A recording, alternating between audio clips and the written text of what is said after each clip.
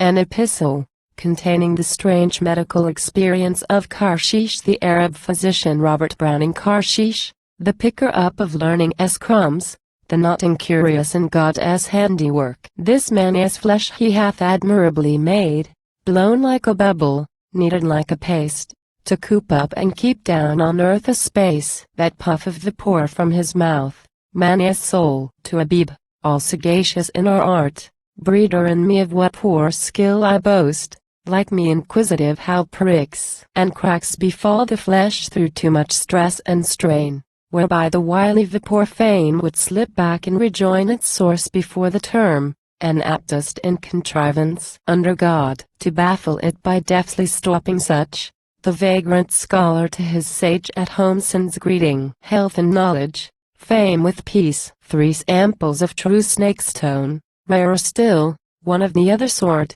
the melon-shaped, but fitter, pounded fine, for charms than drugs, and writeth now the 22nd time. My journeyings were brought to Jericho. Thus I resume. Who studious in our art shall count a little labor unrepaid? I have shed sweat enough, left flesh and bone on many a flinty furlong of this land. Also, the countryside is all on fire with rumors of a marching hitherward. Some say Vespasian cometh, some, his son. A black lynx snarled and pricked a tufted ear. Lust of my blood inflamed his yellow balls. I cried and threw my staff and he was gone. Twice have the robbers stripped and beaten me, and once a town declared me for a spy. But at the end, I reached Jerusalem, since this poor covert where I passed the night, this Bethany, lies scarce the distance, thence a man with plague sores at the 3rd degree runs till he drops down dead. Thou laughtest here. Sooth, it elates me, thus reposed and safe, to void the stuffing of my travel scrip and share with thee whatever jury yields of iced choler is observable in tertians. I was nearly bold to say, and falling sickness hath a happier cure than our school wotes if there's a spider here weaves no web, watches on the ledge of tombs, sprinkled with muddles on an ash-gray back. Take 5 and drop them. But who knows his mind, the Syrian renegade I trust this to? His service payeth me a sublimate blown up his nose, to help the ailing eye. Best wait. I reached Jerusalem at morn, there set in order my experiences, gather what most deserves, and give thee all, or I might add, Judea as gum tarragocane scales off in purer flakes, shines clearer grained, cracks twixt the pestle and the porphyry, and fine exceeds our produce. Scalp disease confounds me, crossing so with leprosy. Thou hadst admired one sort I gained at Zor, but zeal outruns discretion. Here I end. Yet stay, my Syrian blinketh gratefully, protesteth his devotion is my price. Suppose I write what harms not, though he steal? I half resolved to tell thee, yet I blush, what set me off writing first of all. An itch I had, a sting to write, a tang. For, be it this town Esbarenus, or else the man had something in the look of him, his case has struck me far more than 'tis worth. So, pardon if, lest presently I loosen the great press of novelty at hand, the care and pains this somehow stole from me. I bid thee take the thing while fresh in mind, almost in sight, for, wilt thou have the truth? The very man is gone from me but now, whose ailment is the subject of discourse. Thus then, and let thy better wit help all. 'Tis but a case of mania, sub-induced by epilepsy, at the turning point of trance prolonged unduly some 3 days, when, by the exhibition of some drug or spell, exorcisation, stroke of art unknown to me and which 'twere well to know, the evil thing outbreaking all at once left the man whole and sound of body indeed, but, flinging, so to speak, life's gates too wide, making a clear house of it too suddenly, the first conceit that entered might inscribe whatever it was minded on the wall so plainly at that vantage, as it were, first come, first served, that nothing subsequent attaineth to erase those fancy scrawls the just returned and new established soul hath gotten now so thoroughly by heart that henceforth she will read are these or none.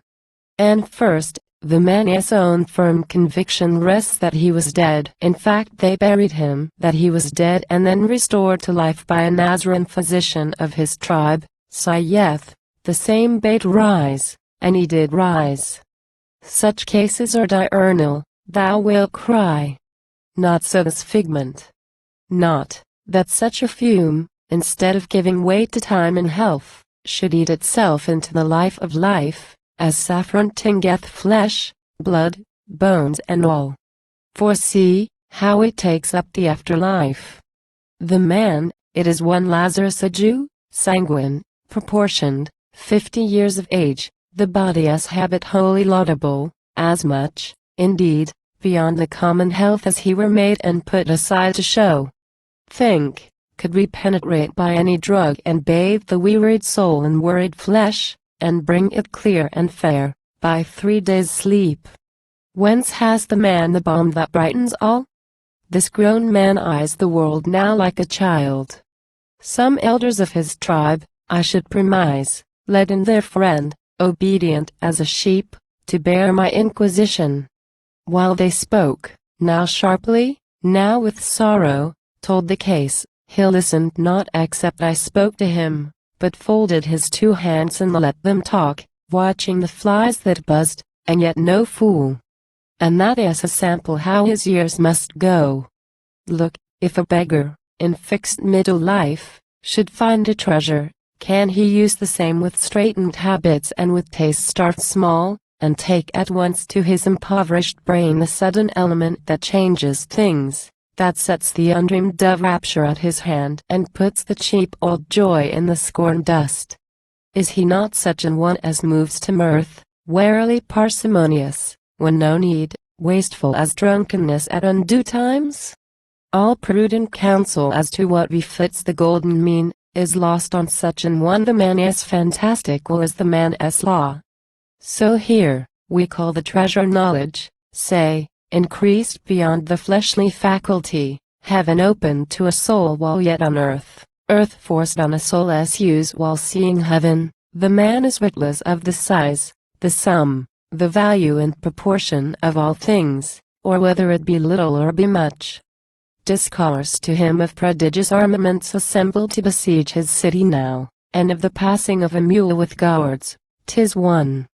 Then take it on the other side, speak of some trifling fact, he will gaze rapt with stupor at its very littleness, far as I see, as if in that indeed he caught prodigious import, whole results. And so will turn to us the bystanders in ever the same stupor. Note this point, that we too see not with his opened eyes.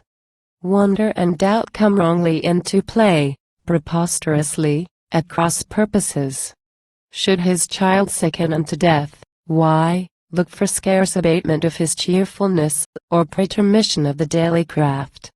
While a word, gesture, glance, from that same child at play or in the school or laid asleep, will startle him to an agony of fear, exasperation, just as like. Demand the reason why, 'tis but a word, object, a gesture. He regards thee as our Lord who lived there in the pyramid alone looked at us. Dost thou mind? When, being young, we both would unadvisedly recite some charmous beginning, from that book of his, able to bid the sun throb wide and burst all into stars, as suns grown older wont.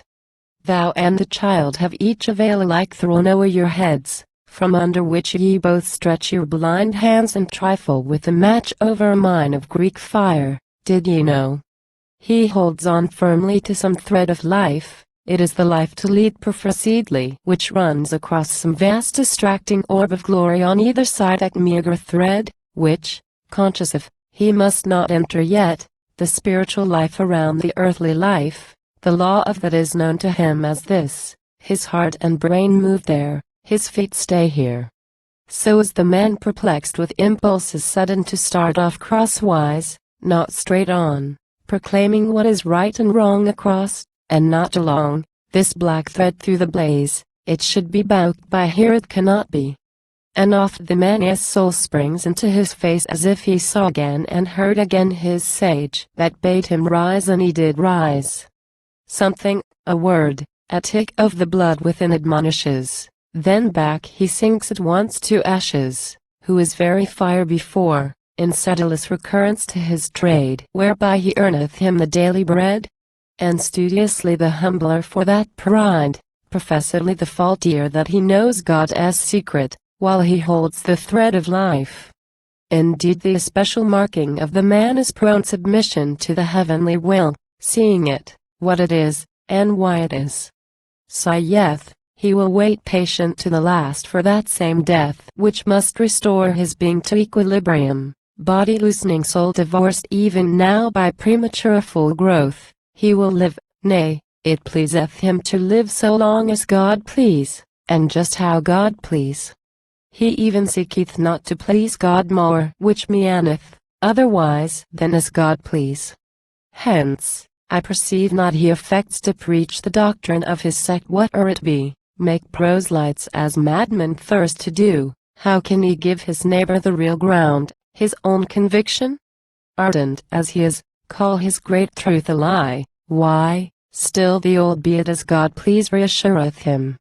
I probed the sore as thy disciple should. How, beast, said I, this stolid carelessness sufficeth thee, when Rome is on her march to stamp out like a little spark thy town, thy tribe, thy crazy tale and thee at once? He merely looked with his large eyes on me. The man is apathetic, you deduce? Contrariwise, he loves both old and young, able and weak, affects the very brutes and birds, how say I? Flowers of the field, as a wise workman recognizes tools in the master's workshop, loving what they make. Thus is the man as harmless as a lamb, only impatient. Let him do his best, at ignorance and carelessness and sin, an indignation which is promptly curbed, as when in certain travels I have feigned to be an ignoramus in our art according to some preconceived design, and hap to hear the land's practitioners, steeped in conceit sublimed by ignorance, prattle fantastically on disease, its cause and cure, and I must hold my peace. Thou wilt object, why have I not ere this sought out the sage himself, the Nazarene who wrought this cure, inquiring at the source, conferring with a frankness that befits? Alas! It grieveth me, the learned leech perished in a tumult many years ago, accused, our learning's fate, of wizardry, rebellion, to the setting up a rule and creed prodigious as described to me. His death, which happened when the earthquake fell, prefiguring, as soon appeared, the loss to occult learning in our Lord the sage who lived there in the pyramid alone, was wrought by the mad people, that is their wont. On vain recourse, as I conjecture it, to his tried virtue, for miraculous help, how could he stop the earthquake? That is their way. The other imputations must be lies, but take one, though I loathe to give it thee, in mere respect for any good man's fame. And after all, our patient Lazarus is stark mad. Should we count on what he says? Perhaps not, though in writing to a leech 'tis well to keep back nothing of a case. This man so cured regards the curer, then as God forgive me. Who but God himself, creator and sustainer of the world, that came and dwelt in flesh unto a while, saith that such an one was born and lived, taught, healed the sick, broke bread at his own house, then died, with Lazarus by, for aught I know, and yet was. What I said nor choose repeat, and must have so avouched himself, in fact, in hearing of this very Lazarus who saith, but why outness of what he saith? Why write of trivial matters, things of price calling at every moment for remark? I noticed on the margin of a pool blue flowering borage, the alopo sort, aboundeth, very nitrous. It is strange. Thy pardon for this long and tedious case, which, now that I review it, needs must seem unduly dwelt on, prolixly set forth. Nor I myself discern in what is writ good cause for the peculiar interest and awe indeed this man has touched me with. Perhaps the journey's end, the weariness had wrought upon me first. I met him thus, I crossed a ridge of short sharp broken hills like an old lion's cheek teeth. Out there came a moon made like a face with certain spots multiform, manifold, and menacing. Then a wind rose behind me.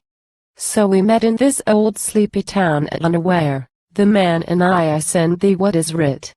Regard it as a chance, a matter risked to this ambiguous Syrian, he may lose, or steal, or give it thee with equal good. Jerusalem's repose shall make amends for time this letter wastes, thy time and mine. Till when, once more thy pardon and farewell. The very God. Think, Abib. Dost thou think? So, the all-great, were the all-loving too, so, through the thunder comes a human voice saying, O heart I made, a heart beats here. Face, my hands fashioned, see it in myself. Thou hast no power nor mayst conceive of mine, but love I gave thee, with myself to love, and thou must love me who have died for thee.